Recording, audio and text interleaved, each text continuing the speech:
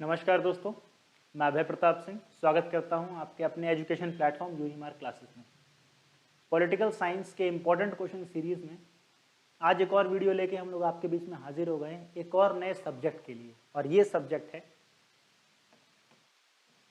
MPSE 004 जिसका नाम है सोशल एंड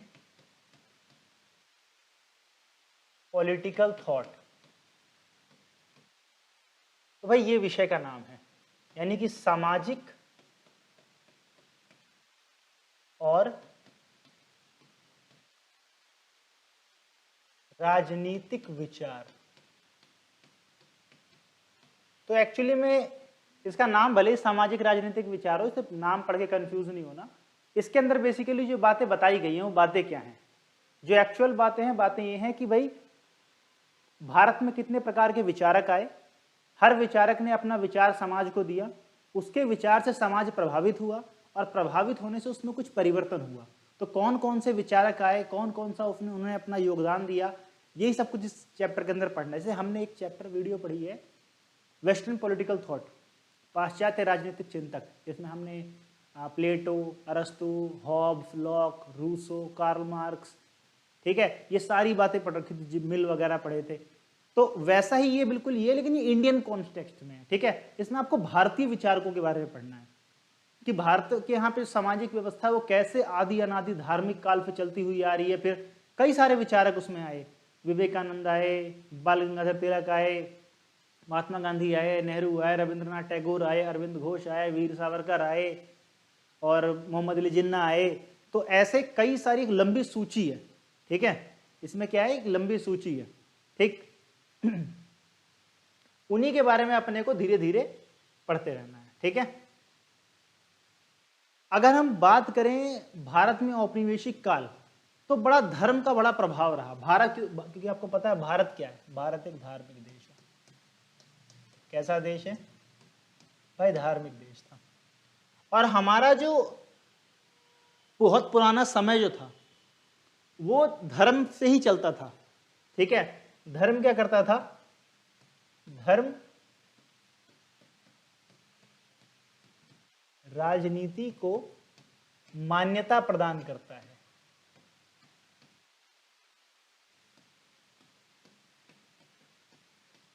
ठीक है। यानी कि रिलीजन क्या करता था? रिकॉग्नाइज करता था पॉलिटिक्स को। उस वक्त के जो राजा थे, जो राजा होते हैं ना, ये होता था किंग इज गॉड।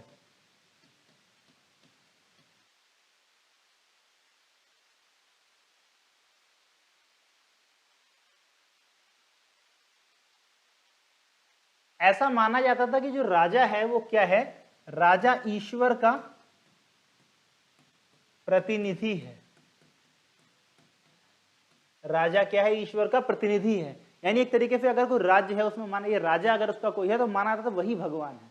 भगवान ने उसको राजा बना के भेजा ताकि वो सबके ऊपर क्या कर सके? राज कर सके और एक अच्छी सुशासन व्यवस्था और धर्म का राज स्थापित कर सके, ऐसा माना जाता था। तो धर्म का बड़ा प्रभाव था इसके अंदर, ठीक है। हमारे जो एंशिएंट पीरियड था उसके अंदर, जब लोकतंत्र वगैरह नहीं हुआ, राजतंत्र में राजा को मानते थे कि भाई ईश्वर का प्रतिनिधि है। धर्म क्या करता था? धर्म सामाजिक नियम बनाता था। धर्म क्या करता था? सामाजिक नियम बनाता था।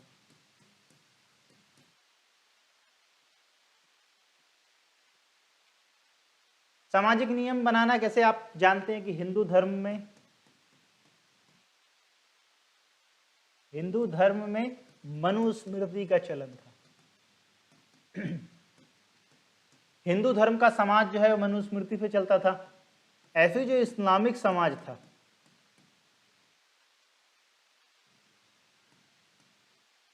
वो चलेगा शरीयत से। हर धर्म के पास एक अपनी अपनी पुस्तक होती है, जैसे वहां की सामाजिक और राजनीतिक व्यवस्था किस प्रकार से चलेगी उसके ऊपर बात की जाएगी। फिर जब समय परिवर्तित होता है, फिर कौटिल्य ने, चाणक्य ने कौन सी एक बुक लिखी थी? चाणक्य ने एक बुक लिखी थी अर्थशास्त्र। चाणक्य ने बुक कौन सी लिखी थी? अर्थशास्त्र लिखी थी, ताकि जो उस वक्त के राजा थे चंद्रगुप्त मौर्य, वो इस पुस्तक के हिसाब से राजकाज को चलाएं। ठीक है, तो धर्म का प्रभाव जो है वो बहुत पुराना रहा है, इसमें कोई नई बात नहीं है। लेकिन जैसे जैसे समय बदला, जैसे जैसे अंग्रेज भारत में आए, तो औपनिवेशिक काल में क्या हुआ, कुछ परिवर्तन आने शुरू हो गए यहाँ पर। ठीक है, जब अंग्रेज यहाँ पर आए तो आप कह सकते हो कि जो अंग्रेजी शासन का प्रभाव जो पड़ा,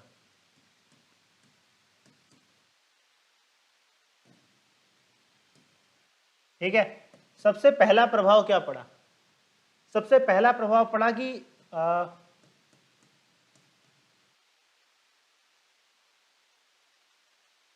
धार्मिकता पर रोक लगी।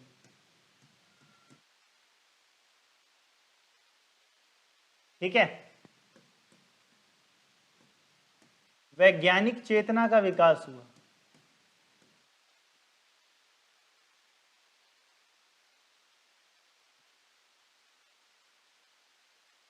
वैज्ञानिक चेतना का विकास हुआ। अच्छा, इंग्लिश मीडियम में लिख दूंगा अभी मैं ये, इसे नोट करने की कोई ज़रूरत नहीं है। वैसे मैंने डिस्क्रिप्शन बॉक्स में दिया हुआ है लिंक हमारे व्हाट्सएप चैनल का, आप जाइए उसको ज्वाइन कर लीजिए। उसके अंदर आपको जो है वो मटेरियल पूरा का पूरा टाइप मटेरियल मिल जाएगा। इंग्लिश मीडियम में भी है, हिंदी मीडियम में भी है, दोनों मीडियम के अंदर वहाँ पे अवेलेबल है।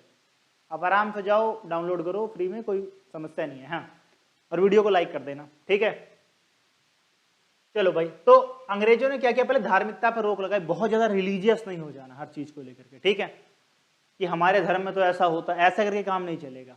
उन्होंने कहा वैज्ञानिक चेतना का विकास हुआ, कि मतलब कोई काम कर रहे हो तो उसके ऊपर तर्क कुतर्क करने के योग्य बन पाए व्यक्ति। ठीक है, तो वैज्ञानिक चेतनाओं का विकास हुआ, विज्ञानवाद को बढ़ावा मिला, ढोंग और पाखंड से क्या किया गया, इसका विरोध किया गया।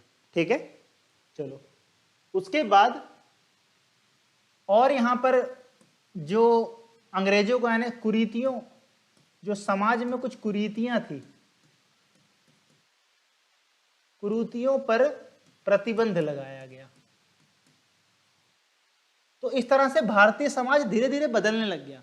सती प्रथा थी जैसे, ठीक है, या बचपन में लड़कियों का शादी करवा दी जा रही है 10-11 साल में ही। ठीक है, कोई विधवा हो जाएगी तो फिर अब उसकी दोबारा शादी नहीं हो सकती, पूरी जिंदगी विधवा का जीवन जिएगी। तो ये सब जो चीजें थी सब रोक दी गई, अंग्रेजों ने इन सबको रोका, इन सब चीजों को। ठीक है, तो ये सब प्रभाव पड़े। तो इससे क्या हुआ, भारत में कई प्रकार के विचारक आए, जो कि पूरी की पूरी लिस्ट है। आप अगर अपना चैप्टर उठा के देखेंगे तो उसमें पूरी लिस्ट है। हम उसमें से गिने चुने विचारकों के बारे में पढ़ाई करेंगे, जिनके बारे में एग्जाम में क्वेश्चन ज्यादा पूछे जाते हैं। ठीक है, बहुत फेमस उसमें विचारक हैं एक, उनका नाम है पंडिता रमाबाई। क्या नाम है उनका? पंडिता रमाबाई। ठीक है, पंडिता रमाबाई कर्नाटक में पैदा हुई थी, मुंबई में इनकी डेथ हुई थी। ठीक है, ब्राह्मण समाज में पैदा हुई थी।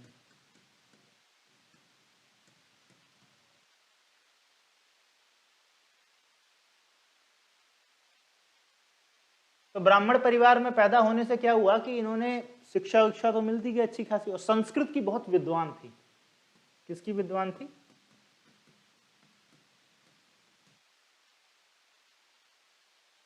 संस्कृत की विद्वान थी। संस्कृत की विद्वान होने के कारण ही इनको, इनके नाम में पंडिता शब्द जुड़ गया, वरना तो सिर्फ रमाबाई था। तो क्योंकि संस्कृत की बहुत बड़ी नॉलेजेबल थी, तो इसीलिए क्या हुआ, इनको पंडिता रमाबाई लोग कहने लग गए। ठीक है, इन्होंने हिंदू धर्म पर बड़ा प्रहार किया। इन्होंने क्या किया, इन्होंने हिंदू धर्म पर प्रहार किया, और इन्होंने ये भी बताया कि भाई देखो, हिंदू धर्म जो है वो काफी बेकार धर्म है, इसके अंदर ऊंच है नीच है, ठीक है, जाति व्यवस्था है, बड़ी समस्याएं हैं इसके अंदर। ठीक है, तो इन समस्याओं में भी महिलाओं की हालत बहुत खराब है। इन्होंने एक बुक लिखी थी, इनकी बुक का नाम बता देता हूं मैं आपको,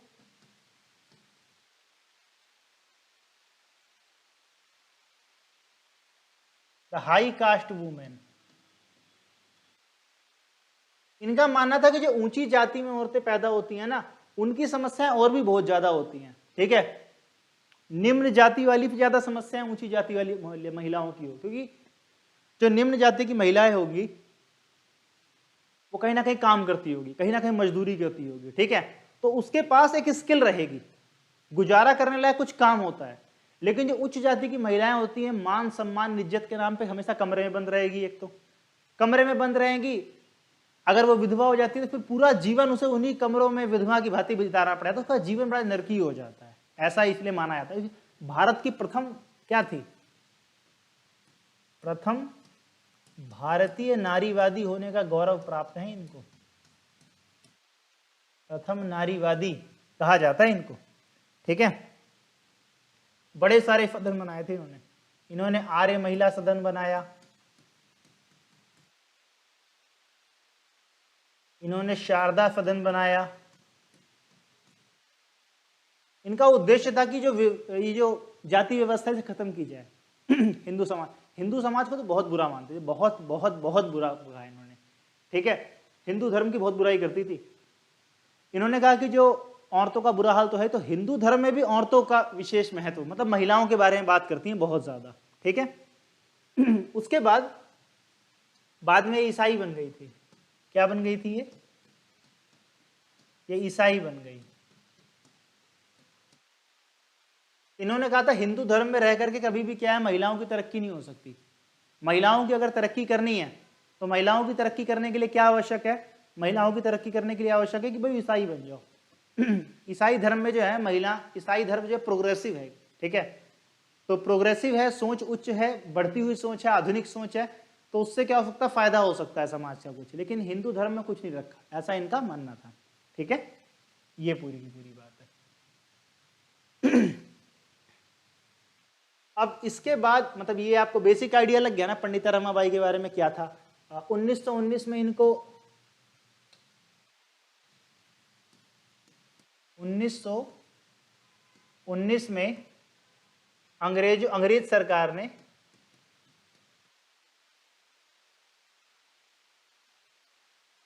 इन्हें कैसरे हिंद की उपाधि दी। ये उपाधि इनको मिली हुई थी, पंडिता उपाधि इसलिए मिली क्योंकि संस्कृत की विद्वान थी। कैसरे हिंद मिला, इन्होंने सामाजिक व्यवस्था के लिए बहुत लड़ाइयां लड़ी। भारत की प्रथम नारीवादी होने का गौरव प्राप्त है इनको। ठीक है, तो ये सारी बातें ध्यान रखिएगा, बस पता होना चाहिए ओवरऑल। अब इसके आगे पीछे कहानी बना के लिख देना। बुक का नाम देखो याद रखना, क्या इनकी थॉट प्रोसेस थी वो मैंने आपको बता, कुछ सदन के नाम बता दिए। ईसाई बन गई थी बाद में, इनके जो हस्बैंड थे वो भी ईसाई थे। बाद में इन्होंने अपना नाम भी बदल लिया था, नाम एग्जैक्ट अभी याद नहीं आ रहा। लेकिन ये इनका परिचय है।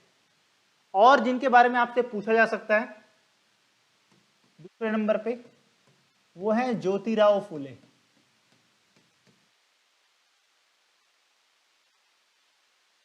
ठीक है, ज्योतिराव फुले के बारे में आपसे जरूर जरूर जरूर पूछा जा सकता है।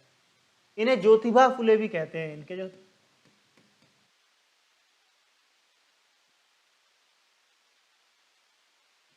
ज्योतिबा फुले भी कहते हैं। इन्होंने एक बुक लिखी थी, बुक में था उस बुक का नाम था गुलामगिरी। ठीक है, गुलामगिरी में इन्होंने बताया कैसे जो पिछड़ी जातियां हैं निम्न जातियों के साथ, ये निम्न जाति के उत्थान के लिए कार्य करते हैं, निम्न जाति के उत्थान का कार्य करते हैं। ठीक है, निम्न जाति के उत्थान का कार्य करते हैं। महिला शिक्षा के बहुत बड़े समर्थक हैं। महिला शिक्षा के क्या हैं, बहुत ज्यादा बड़े समर्थक हैं। ठीक है, ब्राह्मणवाद पे कठोर प्रहार करते हैं भाई।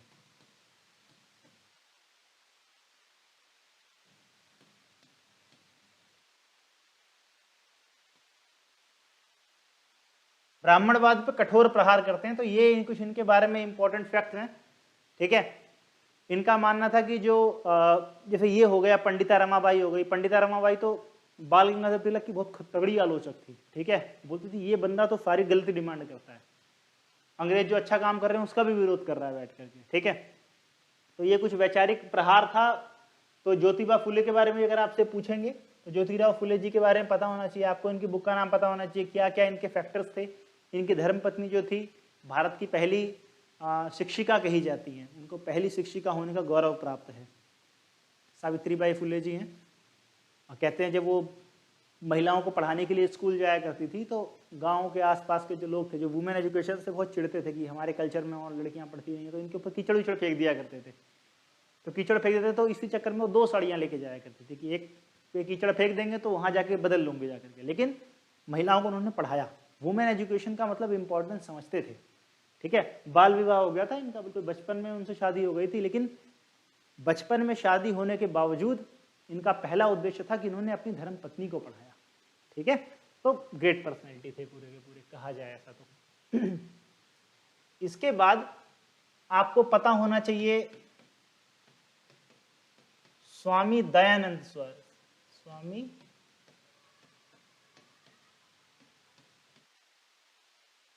दयानंद सरस्वती जी के बारे में। ये एक समाज सुधारक थे, समाज सुधारक थे, पाखंडवाद पर प्रहार करते हैं।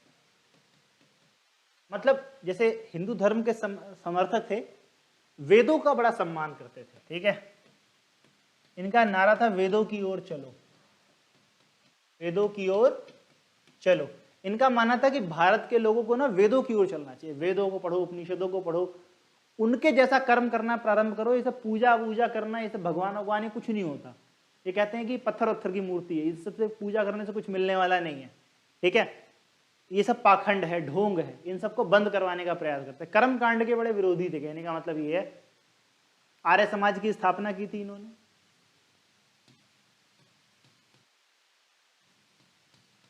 इन्होंने आर्य समाज की स्थापना की। आर्य का मतलब क्या होता है?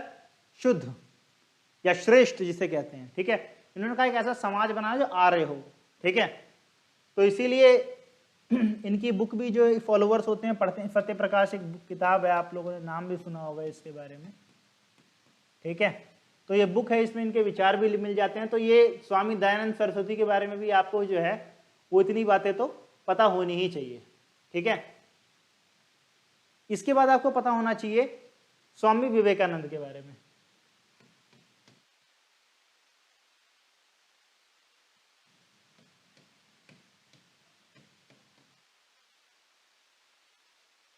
स्वामी विवेकानंद, इनका बचपन का नाम नरेंद्र था। क्या नाम था बचपन का नाम? नरेंद्र था। कलकत्ता में पता, बहुत इंटेलिजेंट थे, बहुत पढ़ाकू व्यक्ति थे। इनके जो गुरु थे वो थे रामकृष्ण परमहंस, ये इनके गुरु थे। ठीक है, तो एक्चुअली में स्वामी विवेकानंद ने एज सच को एक लॉ तो नहीं दिया कि हमने इस चीज के लिए उनको जाना जाए, लेकिन हर क्षेत्र में उनके जो विचार थे वो इतने बढ़िया थे, इतने बढ़िया थे कि आज के समाज के लिए वो मार्गदर्शक का रूप फॉलो, मतलब मार्गदर्शक का रोल फॉलो कर सकते हैं। उनके जो विचार इतने महान थे, इतने महान व्यक्ति थे। एक्चुअली में ये क्या करते हैं, ये आध्यात्मिक चेतना की बात करते हैं। ये बात करते हैं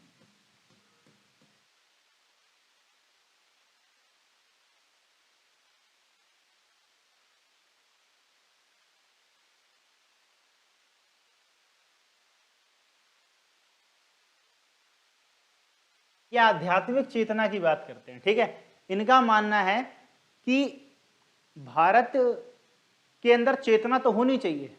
ठीक है, हमें थोड़ा पढ़ाई लिखाई करनी चाहिए।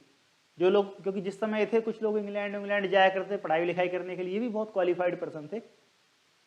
इनका पढ़ाई लिखाई करो, बहुत अच्छी बात है, लेकिन चेतना आध्यात्मिक अपनी संस्कृति से लेकिन जुड़ाव महसूस करना चाहिए। ठीक है, ये पश्चिमीकरण पर प्रहार करते हैं। ठीक है, किस पर प्रहार करते हैं? ये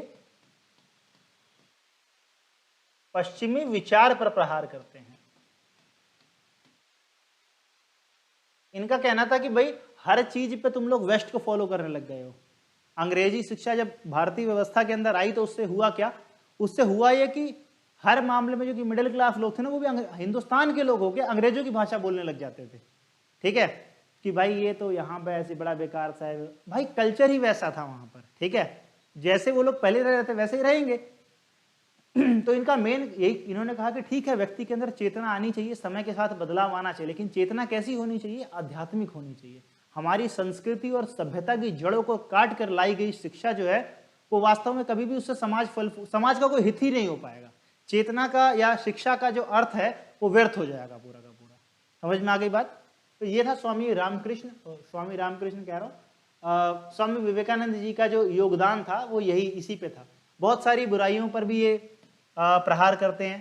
कहते हैं कि जो हमारा समाज है इसमें कई प्रकार के वो हैं, पाखंड हैं, पाखंड पे प्रहार करते हैं। उल्टी सीधी मान्यताएं बना रखी हैं कुछ कुछ लोगों ने, हमें ऐसी उल्टी सीधी मान्यताओं को नहीं मानना चाहिए। ठीक है, तो ये स्वामी विवेकानंद थे।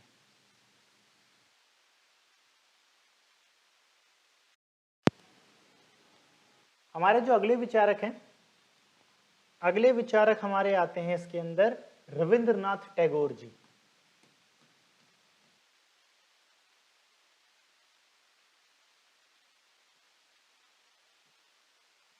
रविंद्रनाथ टैगोर जी हमारे जो हैं वो अगले विचारक हैं इसके अंदर। रविंद्रनाथ टैगोर जी के बारे में आपको पता होना चाहिए, बंगाल में पैदा हुए थे। ठीक है, और इन्होंने काव्य रचना की थी। इनकी काव्य रचना कह सकते हो आपकी गीतांजलि।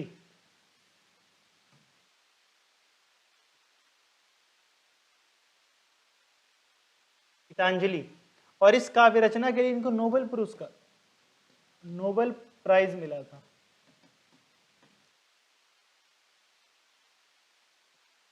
(1913) में। ठीक है, याद रखिएगा इनके बारे में ये बात। इसके बाद एक और बात है, इनको 1915 में जॉर्ज पंचम जब भारत आए, जॉर्ज पंचम ने इनको नाइटहुड की उपाधि दी थी। नाइटहुड की उपाधि दी थी। लेकिन जब भारत में जलियांवाला बाग हुआ ना 1919 में, तो 1919 में इन्होंने जो नाइटहुड की उपाधि थी ये इन्होंने लौटा दी, इन्होंने वापस कर दिया, कहा भाई रखो अपना, मुझे नहीं चाहिए। ठीक, तो रविंद्रनाथ टैगोर के बारे में मोटा मोटा ये आपको पता ही है। दरअसल में रविंद्रनाथ टैगोर ना अपने आप को किसी सीमाओं में नहीं बांधते थे, ये आध्यात्मिक मानवतावाद की बात करते हैं। किसकी बात करते हैं? इनका जो भरोसा था, इनका जो विचार था, इनका विचार था आध्यात्मिक मानवतावाद।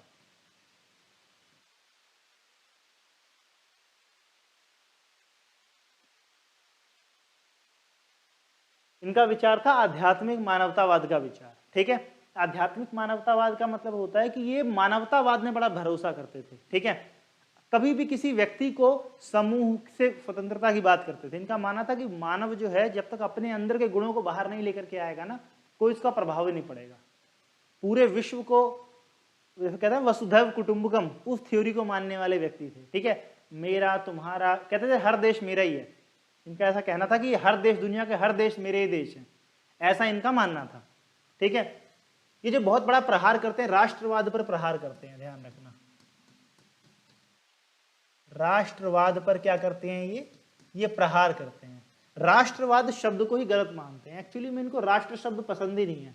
इनका कहना है कि व्यक्ति को कभी भी किसी चीज से बांध नहीं देना चाहिए, क्योंकि इनका मानना था कि जो राष्ट्रवाद शब्द है, नेशनलिज्म जो वर्ड है, ये यूरोप से आया है। ठीक है, यूरोप से आया शब्द है, क्या है? राष्ट्रवाद है। इस राष्ट्रवाद से क्या होता है, इसका स्वरूप बड़ा उग्र होता है। लोग एक चीज, राष्ट्र मतलब एक राष्ट्र का तो कोई ना कोई पैरामीटर होगा ना, लोग एक पैरामीटर से बंध जाते हैं, एक स्पेशल विचार से बंध जाते हैं, और उससे क्या होता है, उससे अहंकार पैदा होता है। ठीक है, इसी राष्ट्रवाद की भावना की वजह से भारत आज अंग्रेजों का गुलाम, क्योंकि अंग्रेज जो है अपने राष्ट्र को और महान बनाना चाहते हैं, दूसरों को गुलाम बना रहे हैं। तो राष्ट्रवाद से अल्टीमेटली क्या हो रहा है, नुकसान हो रहा है सारा का सारा। इसीलिए ये लोग कहते हैं, ऐसा नहीं कि राष्ट्रवाद कह रहे हैं गलत तो ये भारत की संस्कृति पर प्रहार कर रहे हैं, ऐसा नहीं है। ये कहते हैं राष्ट्रवाद का विचार ही क्योंकि पश्चिमी है, और ये विचार दूसरों को गुलाम बनाना सिखाता है और अपने आप को श्रेष्ठ बनाना सिखाता है। और मैं आध्यात्मिक मानवतावाद का समर्थक हूँ, तो आध्यात्मिक मानवतावाद को यदि मैं मानता हूँ तो मैं कैसे कह सकता हूँ कि भाई राष्ट्रवाद सही है? तो व्यक्ति को अपनी स्वयं की चेतना, अपनी अंतः स्वतंत्रता, कहने ऐसा नहीं राजनीतिक स्वतंत्रता, ये कहते हैं कि भाई देखो स्वतंत्रता दो तरह की होती है, क्योंकि राजनीतिक, जैसे अंग्रेज छोड़ के अगर हिंदुस्तानी चले जाएंगे तो राजनीतिक स्वतंत्रता मिल गई, लेकिन क्या अंतः स्वतंत्रता मिल पाएगी? वास्तविक स्वतंत्रता, सच्ची आजादी से कहते हैं सच्ची आजादी तब मिल सकती है व्यक्ति को जब वो हर तरह के बंधन से मुक्त हो बिल्कुल, ठीक है, सही को सही कह सके, गलत को गलत कह सके। और ये सच्ची आजादी व्यक्ति के अंदर कब आएगी? जब वो हर प्रकार के भौतिकवाद से मुक्त हो जाएगा, प्रकृति के पास जाएगा, ठीक है। जैसे कि अब हमारी इच्छा है कि यार मैं एक फॉर्च्यूनर खरीद लूं, ठीक है, तो फिर एक उसमें मन में एक लालसा रहती है, कहाँ से आएगी? तो भाई वो जो बॉस है भाई उसकी सैलरी तो करनी पड़ेगी, ये काम करना ही पड़ेगा, काम धाम करने का सोचना ही पड़ेगा कुछ ना कुछ।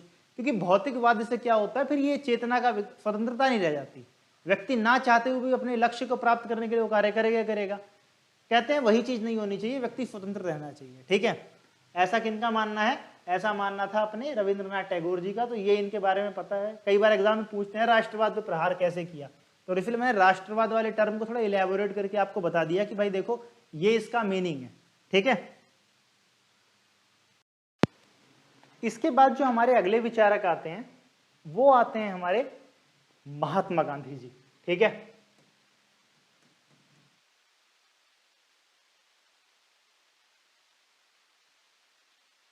तो भाई महात्मा गांधी के बारे में तो हम सबने बचपन में ऐसे वैसे लिखा ही होगा, है ना।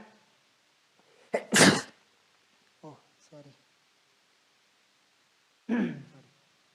तो महात्मा गांधी जी के बारे में हम लोगों ने बचपन में ऐसे लिखा होगा, महात्मा गांधी जी थे तो भाई पिता का नाम मोहनदास करमचंद गांधी जी था, ठीक है।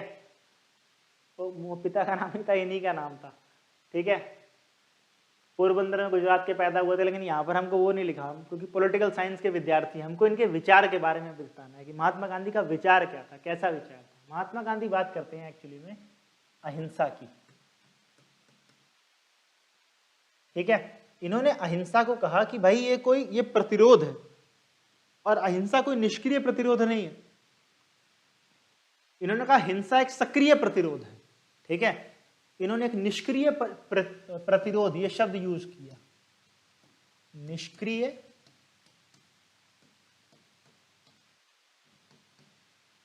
प्रतिरोध, ये इन्होंने वर्ड यूज किया, पैसिव रेजिस्टेंस।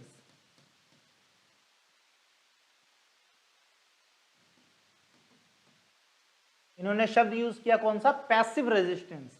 इन्होंने कहा कि अहिंसा कोई पैसिव रेजिस्टेंस नहीं कि आराम से वैसे बैठ के खाली जाकर, नहीं, प्रतिरोध करना है सच्चे मन से। ये कायर लोग कभी नहीं कर सकते, डरपोक लोग कभी नहीं कर सकते। महात्मा गांधी ने ऐसा कहा था, ठीक है। इन्होंने कहा भाई अहिंसा सत्याग्रह, सत्य का आग्रह करने के लिए खुद को सत्य धारण करना पड़ता है, ऐसा इनका मानना था। महात्मा गांधी का कहना था देखिए, जैसे कि चाणक्य क्या कहते हैं? चाणक्य कहते हैं कि भाई आपका लक्ष्य सही होना चाहिए, अगर आपके इरादे बिल्कुल नेक है ना, तो वहां तक पहुंचने के लिए जो भी ऊटपटांग करना पड़े आप करो, क्योंकि आपका लक्ष्य सही है। महात्मा गांधी कहते हैं नहीं, अगर हमने रास्ता गलत चुना तो लक्ष्य कभी सही हो ही नहीं सकता। गलत तरीके से प्राप्त किया गया लक्ष्य गलत ही होता है। इसीलिए वो ज्यादातर ये जो हमारे उग्र विचारक थे, जैसे आपको भगत सिंह वगैरह कई सारे मिलेंगे, तो उनका बहुत ज्यादा वैचारिक विरोध करते हैं। उनका मानना था कि हिंसा का रास्ता सही नहीं है, हिंसा के रास्ते पे चल के जो आजादी आएगी वो हिंसा ही लाएगी अपने साथ, ठीक है। ऐसा महात्मा गांधी जी का मानना था। महात्मा गांधी जी अपने आप को दार्शनिक अराजकतावादी कहते हैं।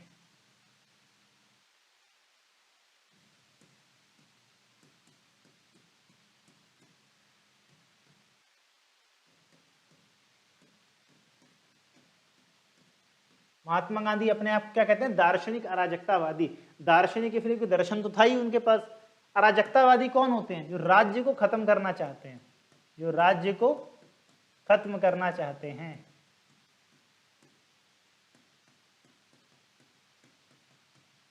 एनार्किस्ट जिन्हें कहा जाता है, ठीक है। तो महात्मा गांधी कहते हैं हाँ मैं एक एनार्किस्ट हूं, ठीक है। तो क्यों कहते हैं वो ऐसा? क्योंकि महात्मा गांधी की कल्पना में क्या है? राम राज्य है। महात्मा गांधी कहते हैं राम राज्य आ जाएगा ना, सब लोग इतना मिलजुल के रहेंगे तो राज्य की जरूरत ही नहीं पड़ेगी, ये अपने आप ही खत्म हो जाएगा। तो महात्मा गांधी राज्य को खत्म कर, यहाँ अच्छे तरीके से खत्म कर रहे हो, लेकिन राज्य को खत्म कर, इनका मानना था कि राज्य जो है वो क्या है, आखिरकार पुलिस और हिंसा के बल पे ही टिका हुआ है। जितना मर्जी लोगों के लिए अच्छा कर ले, लेकिन फिर इससे लोगों की इच्छाएं दबाई जाती हैं, और जब लोगों की इच्छाएं दबाई जाती हैं तो क्या होता है? उनका पूर्णतः विकास नहीं हो पाता। इसलिए क्या कहते हैं ये कि भाई हटाना पड़ेगा राज्य को, राज्य अपने आप खत्म हो जाएगा। ठीक है, जाति व्यवस्था का समर्थन करते हैं।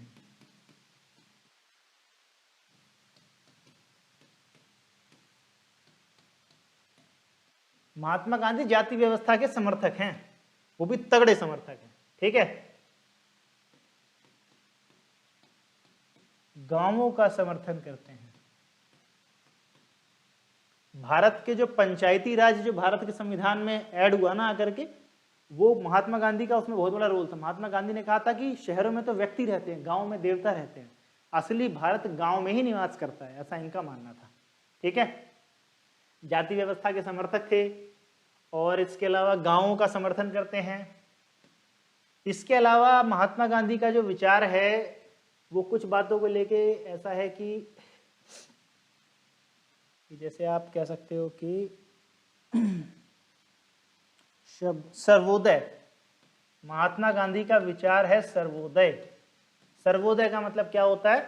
सबका उदय होना चाहिए। महात्मा गांधी कहते हैं कि भाई कोई भी जब आप कानून बनाते हो, ऐसा उन्होंने कहा कि जब आप कोई भी कानून बनाते हो तो आपको सोचना चाहिए, इस अपने दिमाग में सोचो कि हमारे देश का, हमारे समाज का सबसे गरीब आदमी जो है, सबसे गरीब आदमी, मैं जो कानून बना रहा हूं उसके ऊपर इसका क्या प्रभाव पड़ेगा। अगर आपको लगता है उसके लिए सही है तो फिर सबके लिए सही है, इसे फॉलो कर लेना चाहिए।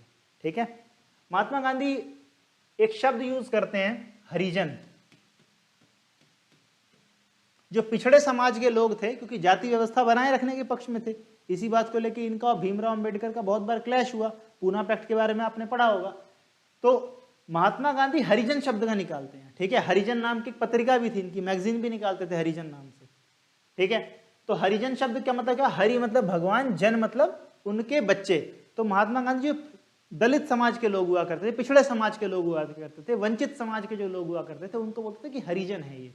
ठीक है, महात्मा गांधी कहते हैं जाति व्यवस्था ऐसे खत्म करने से कुछ नहीं हासिल होना, जाति व्यवस्था समाज का आधार है। और इनका मानना था कि हमारे मनों में एक सम्मान क्रिएट होना चाहिए। ठीक है, एक जाति जब तक दिल से सम्मान नहीं करेगी दूसरी वाली जाति का, तब तक आप सामाजिक व्यवस्था खत्म, जाति व्यवस्था खत्म ही नहीं कर सकते। और सम्मान आ गया तो जाति व्यवस्था से कोई समस्या नहीं आएगी। इसीलिए इन्होंने इनको क्या कहा? हरिजन शब्द से संबोधित किया। उसके बाद इन्होंने पत्रिका भी निकालते थे, एक का नाम था young India,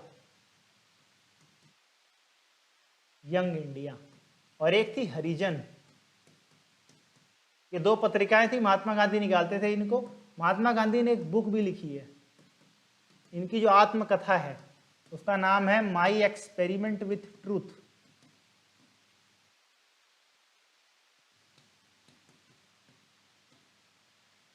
my experiment with truth है, ये इनकी पुस्तक का नाम है, सत्य के साथ मेरे प्रयोग। तो महात्मा गांधी के बारे में मोटी मोटी बातें हैं, ये सब बातें याद रखना। ठीक है, दार्शनिक रूप से अराजकतावादी कहते थे, निष्क्रिय प्रतिरोध का क्या मतलब होता है, गांव का समर्थन क्यों करते थे, जाति व्यवस्था का समर्थन करते हैं, कौन कौन सी पत्रिकाएं निकालते थे, हरिजन शब्द क्यों यूज किया, सर्वोदय से क्या मतलब हुआ, उन पूरी बातों का। ठीक है, तो ये सारी बातें अपने को पता होनी चाहिए। इसके बाद गांधी जी के बारे में पढ़ रहे थे, नेहरू जी के बारे में कैसे नहीं पढ़ेंगे। नेहरू जी, जवाहरलाल नेहरू। ठीक है, तो जवाहरलाल नेहरू जी के बारे में भाई वैसे तो इतना तो आप जानते हो कि भारत के पहले प्रधानमंत्री थे, भारत के पहले विदेश मंत्री भी थे। ठीक है, बहुत सारे इनके निकल करके आए विचार हैं, जैसे कि पंचशील वगैरह, तो या नॉन अलाइनमेंट मूवमेंट, लेकिन उसको अंतर्राष्ट्रीय विषय में पढ़ा जाए। भारतीय समाज के पक्ष में यदि इनका विचार किया जाए तो सबसे ज्यादा जोर ये जिस चीज के ऊपर देते हैं नेहरू जी, वो देते हैं धर्मनिरपेक्षता के ऊपर।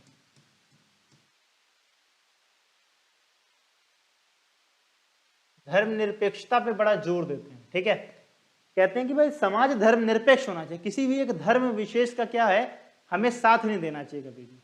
ठीक है, इन्होंने धर्मनिरपेक्षता की बात की, इन्होंने अल्पसंख्यक कल्याण की बात की,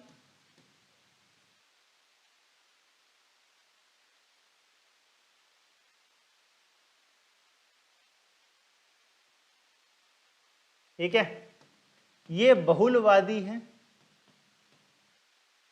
मतलब कई प्रकार के धर्मों पंथों को मानने वालों को एक साथ रखना चाहते हैं, और चाहते नहीं कि कोई पर्सनली किसी के साथ विशेष मतलब किया जाए, वहां पर कि विशेष ट्रीटमेंट कह सकते हो आप, उसे दिया जाए किसी एक धर्म को। तो इसीलिए ये इनके विचार थे। जनरली इनका जो मेन विचार है वो धर्मनिरपेक्षता ही है, जो कि इनके विचारों में देखने को भी मिलता है। जिन्होंने भारत को धर्मनिरपेक्ष देश बनाया। भारत का जो आज संविधान है उसका जो प्रियम्बल है, प्रस्तावना है, वो इनके ही लाए गए एक उद्देश्य प्रस्ताव से बनाई गई है, जवाहरलाल नेहरू जी के उद्देश्य प्रस्ताव से। ठीक है, तो ये थोड़ा बहुत इनके बारे में पता होना चाहिए। इनकी बुक का नाम क्या था? Discovery of India.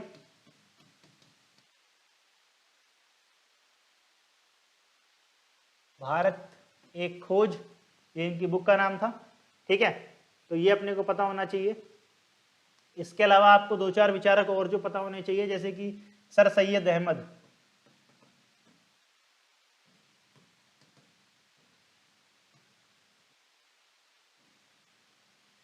Sir Syed Ahmad, इन्होंने 18 से 90 के बीच का दौर आया था। इसमें इन्होंने बताया कि भाई जो मुस्लिम लोग हैं, मुस्लिम लोगों को मौलाना लोगों ने इनका बुद्धि भ्रष्ट कर रखी है, ना कुछ पढ़ना है ना कुछ लिखना है, तो इससे ज्ञान नहीं विकसित हो पा रहा है। ठीक है, धार्मिक रूप से धर्मांध होते जा रहे हैं, उससे कट्टरता बढ़ती चली जा रही है, इससे इनको पोलराइज करना बड़ा आसान हो। उन्होंने सोचा कि मुसलमानों के उत्थान के लिए जरूरी है कि उनके लिए क्या किया जाए, उनके लिए वेस्टर्न एजुकेशन का प्रबंध किया जाए, अंग्रेजी की पढ़ाई करवाई जाए, गणित पढ़ाया जाए, साइंस पढ़ाया जाए, ताकि उनके अंदर तर्क करने की क्षमता उपलब्ध हो सके। ठीक है, तर्क करने की क्या हो सके, क्षमता उपलब्ध हो सके। और इसीलिए इन्होंने एक विश्वविद्यालय खोला, जो कि आगे जाकर के आज जिसको हम लोग अलीगढ़ मुस्लिम विश्वविद्यालय बोलते हैं।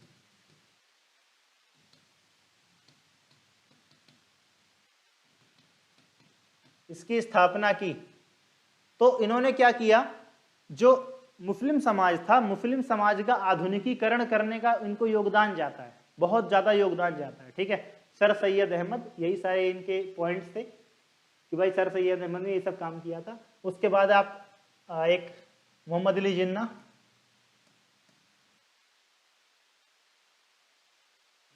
मोहम्मद अली जिन्ना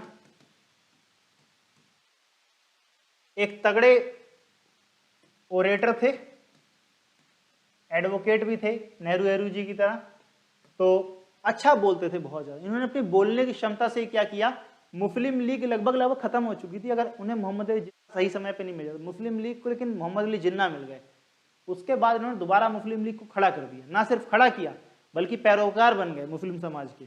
ठीक है, अंग्रेजों से मुस्लिमों के नाम पे हक मांगने शुरू कर दिए, हक मांगने शुरू कर दिए, और एट द एंड अंग्रेजों से बनवा ले गए अपनी टू नेशन थ्योरी। इन्होंने दी थी टू नेशन थ्योरी, इन्होंने दो राष्ट्र का सिद्धांत दिया था, टू नेशन थ्योरी दी थी इन्होंने।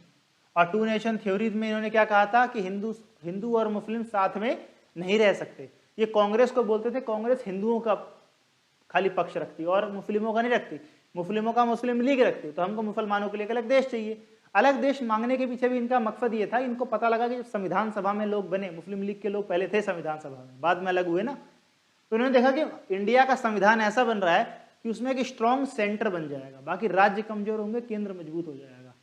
तो ये जानते थे कि भाई केंद्र में तो कोई मुसलमानों की सरकार आएगी नहीं, अगर राज्य मजबूत होते और केंद्र कमजोर बना रखा जाता तो हो सकता है कि ये बंटवारा नहीं मांगते। लेकिन उन्होंने देखा कि भाई हमारे नेताओं ने देखा ना कि देश टुकड़ों में बटा हुआ, अगर हमने केंद्र को कमजोर बना दिया तो राज्य अगर ताकतवर होगा तो हर राज्य टूट टूट के अलग हो जाएगा। फिर उन्होंने क्या किया, केंद्र को मजबूत रखा। तो मोहम्मद अली जिन्ना को इस बात का समझ में आ गया कि भाई नहीं हम कर सकते अपनी बात में, तो इन्होंने अलग स्टेट मांग लिया और पाकिस्तान बन गया। पाकिस्तान के पहले गवर्नर बन गए, ध्यान रखना, पहले गवर्नर थे पाकिस्तान के। कई सारे एमए पढ़ते हुए बच्चे मिलते हैं मुझको, बोलते हैं पाकिस्तान के पहले प्रधानमंत्री थे। पहले प्रधानमंत्री नहीं थे भाई, प्रधानमंत्री कभी थे ही नहीं, पाकिस्तान बना के उसके पहले गवर्नर जनरल थे बस। ठीक है, पाकिस्तान के पहले प्रधानमंत्री लियाकत अली खान थे, ध्यान रखना इस बात का। तो ये इनके बारे में कुछ पता होना चाहिए थोड़ा बहुत। ऐसे ही आपको वीर सावरकर के बारे में, विनायक दामोदर सावरकर जिन्हें कहा जाता है, इनके ऊपर मूवी भी आई है, देखी नहीं है मैंने अभी, आप लोग देख लेना।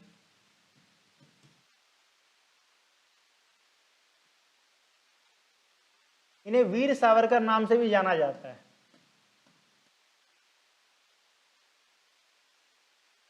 ठीक है, क्रांतिकारी थे। इन्होंने इंग्लैंड में जा करके, लोग तो यहां पर इनके खिलाफ मोर्चाबंदी करते हुए इंग्लैंड गए, और इंग्लैंड जाके इंग्लैंड में इन्होंने अंग्रेजों के खिलाफ एक संगठन क्रिएट कर दिया। ठीक है, अभिनव भारत नाम था इनके संगठन का। क्या नाम था इनका संगठन का? अभिनव भारत। अभिनव भारत था संगठन का इनके नाम। और इन्होंने एक बुक लिखी 1857, 1857 की क्रांति।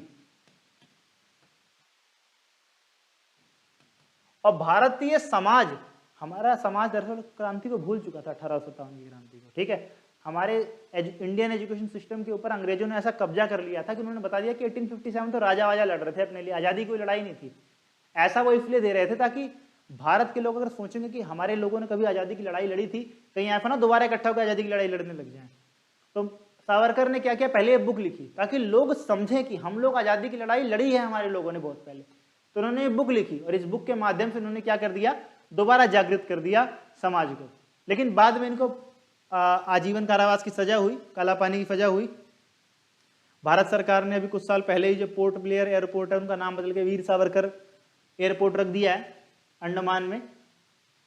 जब इनको काला पानी की सजा हो गई थी तो उसके बाद ये जो जेल से छूट करके आए, ठीक है, तो जेल इन्होंने समझ में आ गया कि समाज को एकीकृत करेंगे तब जाकर के समाज का भला हो सकता है। ठीक है, और समाज को एकीकृत करने के लिए इन्होंने क्या किया, इन्होंने समाज को एकीकृत करने के लिए हिंदुत्व के मुद्दे के ऊपर बल देना शुरू कर दिया। तो हिंदू समाज के बहुत अग्रणी विचारक माने जाते हैं ये भी। ठीक है, हिंदुत्व इनकी करके एक बुक भी है। इन्होंने कई प्रकार के हिंदू धर्म में कमियां बताई कि भाई हमारे यहाँ पे रोटी बंदी है, बेटी बंदी है, देश बंदी है। ठीक है, मतलब हम एक जातियां दूसरे जाति में शादियां नहीं कर रही, तो ये बहुत कमी है, इससे हमारा समाज एक नहीं हो पा रहा। हमारे यहाँ कोई विदेश से आता है तो हम मानते हैं कि अपवित्र हो गया, किसी योग्य नहीं रह गया पूरा का पूरा। ठीक है, तो ये भी एक समस्या क्रिएट हो जाती है पूरी की पूरी। ठीक, तो ये सारी समस्याएं जो हैं वो आती रही लगातार। तो वीर सावरकर का जीवन ऐसा ही रहा, हिंदुत्व के लिए मतलब पूरा समर्पित रहा है। तो ये कुछ ऐसे इंपॉर्टेंट विचारक है जिनके बारे में आपको पता होना चाहिए। इसके अलावा जेपी पढ़ सकते हो, राम मनोहर लोहिया को पढ़ सकते हो आप इसके अलावा जयप्रकाश नारायण को तो बता ही दिया मैंने, ऐसे आप पढ़ सकते हो। अरविंद घोष को पढ़ सकते हो, उसके अलावा पूछ सकते हैं इन सब के बारे में भी, लेकिन फिर इतना समय नहीं है हमारे पास। तो अभी जो हमने पढ़ लिया, अगर आपको इतना भी आता है तो काफ़ी है। डिटेल में आपके लिए कुछ इंपॉर्टेंट क्वेश्चंस का पीडीएफ बना दिया है, नीचे व्हाट्सएप चैनल का लिंक दिया हुआ है, आप जाओ वहाँ पर जाओ, डाउनलोड करो और आराम से पढ़ो। हिंदी में भी है, इंग्लिश में भी है, फ्री ऑफ कॉस्ट, कोई कॉस्ट नहीं है। वीडियो अगर पसंद आई हो तो प्लीज़ इसे लाइक जरूर कर देना, कमेंट में अपनी राय जरूर दे करके जाना। किसी और सब्जेक्ट का अगर हमने वीडियो अब तक नहीं बनाया और आप चाहते हो हम उसके ऊपर बनाएं, कोई वन शॉट ऐसा कुछ, और आपके लिए वो पीडीएफ भी लेकर के आए साथ में, तो डिस्क्रिप्शन बॉक्स में बता देना, अपनी राय बता देना और कोशिश करेंगे आपके लिए जो आप बताओ नीचे वो वीडियो बन जाए आपके लिए। ठीक है, मिलते हैं अगले वीडियो में इसी चैनल पर और एक नए टॉपिक के साथ। तब तक के लिए नमस्कार।